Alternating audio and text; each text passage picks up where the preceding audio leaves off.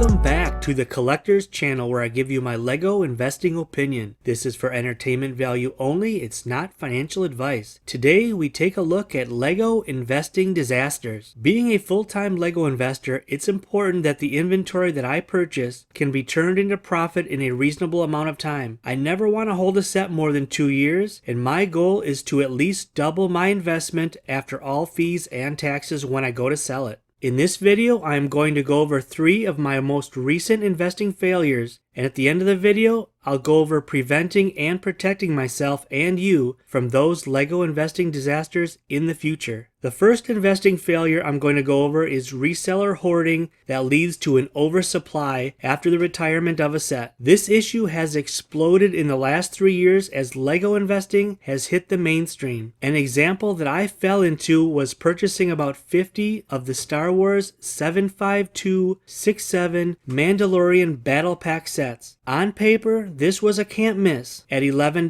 to $15 with 4 great Mandalorian minifigures, this looked like a $40 set a year after retirement opportunity. This set retired in March of 2022, so we are about a year after retirement, and this set has been an absolute disaster so far. You can still buy it on eBay for about $20 plus shipping or $26 with free shipping. The supply is still off the charts with about 450 new sets currently on eBay. The only positive thing is Season 3 of The Mandalorian is currently on Disney Plus, and it seems to have spurred interest in this set. Over 100 sets will sell in March, but hundreds, maybe even thousands of LEGO investors went big on this set. So 2023 might be a lost cause, at least for me, on selling my inventory. Based on my experience at looking at the reseller supply of this set, the earliest time that this set will sell for $40 will be towards the end of 2024, and even then, there could be an oversupply of this set for that price. So I am sitting on this inventory for a minimum of 12 months more than I had anticipated. The second investing failure that I have had recently is from LEGO re-releasing a set, and that set was 21309 NASA Apollo Saturn V.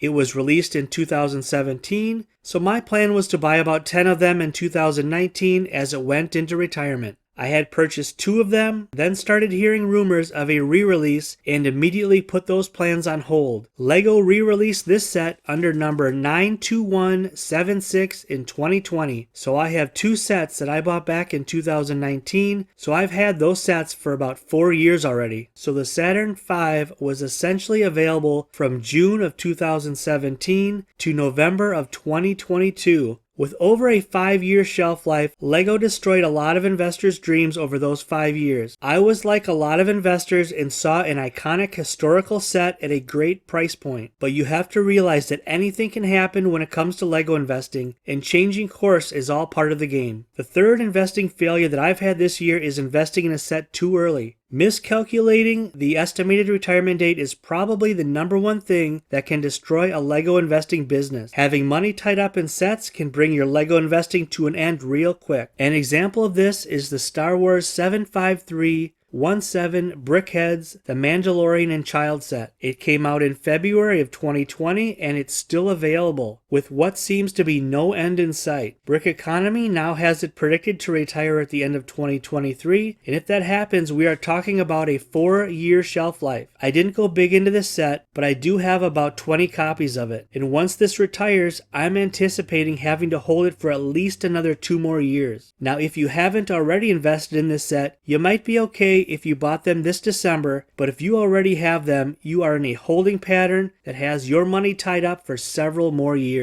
Now let's talk about how to prevent and protect yourself from these 3 LEGO investing disasters. When it comes to protecting yourself against reseller oversupply, which keeps the price of sets low even 2 to 3 years after retirement, the easiest way of doing this is to monitor the sales during the lifespan of the set and to limit your purchases until the set is close to retirement. In the case of 75267, the Mandalorian Battle Pack, I could see the popularity of this set with Amazon data, but I ignored it. A quick and easy way to determining popularity of a set in the US is to look at the number of Amazon reviews. Usually anytime I see more than 5,000 reviews on a set, it's in the top 10% of LEGO sets for popularity. There are other Amazon tools, but just looking at the number of reviews will give you an immediate idea of its popularity. Just because a set is popular doesn't mean it's going to be oversupplied after retirement. But this set was heavily promoted by YouTubers across the board, so the combination made for the perfect recipe for a reseller nightmare. So I ignored my rule and it's costing me now. The Mandalorian Battle Pack has over 16,000 US Amazon reviews now, which tells me this set was heavily purchased and LEGO flooded the market. It's a great set, but it's a set I'll have to sit on for most likely another couple of years unless I want to sell it this Q4 and break even. Now personally, I know the risks and I still wanted this set in my portfolio, so I'm willing to sit on those sets and hope LEGO doesn't have another Mandalorian Battle Pack before 2026. Lessons like this can help you fine-tune your LEGO strategy, so even though I'm sitting on inventory, it will help me become a better LEGO investor in the future. So next, solving the issue of LEGO re-releasing a set, which destroys value for resellers.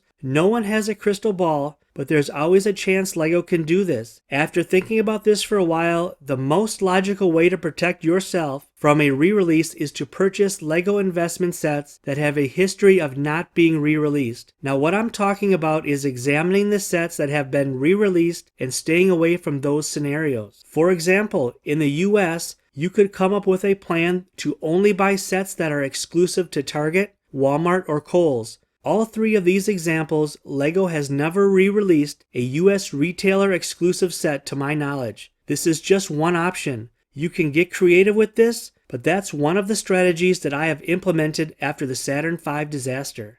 The solution to the third problem of investing in a set too early can get complicated. You will notice websites like Brick Economy and videos from YouTubers that come out with retirement predictions are not always accurate. What you can do is look at the predictions and then compare them with historical data on previous LEGO sets that have retired. Most sets retire within a 2-year period, but there are always exceptions. A personal rule that I have started for myself this year is I no longer purchase sets that are more than 3 months before the predicted retirement date, with a few exceptions. My exceptions are sets that I think are undervalued by LEGO, and if the set is a US retailer exclusive. I can purchase these sets before the estimated 3 months before retirement, but only in certain amounts. In business, it's usually called allocating capital. So for 2023, you'll want to predetermine what your investing goals are and try to stick to that plan. So walking into a Target store and dropping $300 on a newer LEGO set that is not in your 2023 LEGO investing plan is a recipe for disaster. Yes, most LEGO sets appreciate in value eventually, but buying a set that just came out 3 months ago is a very bad reselling strategy. If you have to sit on those sets and cannot make money on that $300 you just spent for 4 to 5 years is not investing,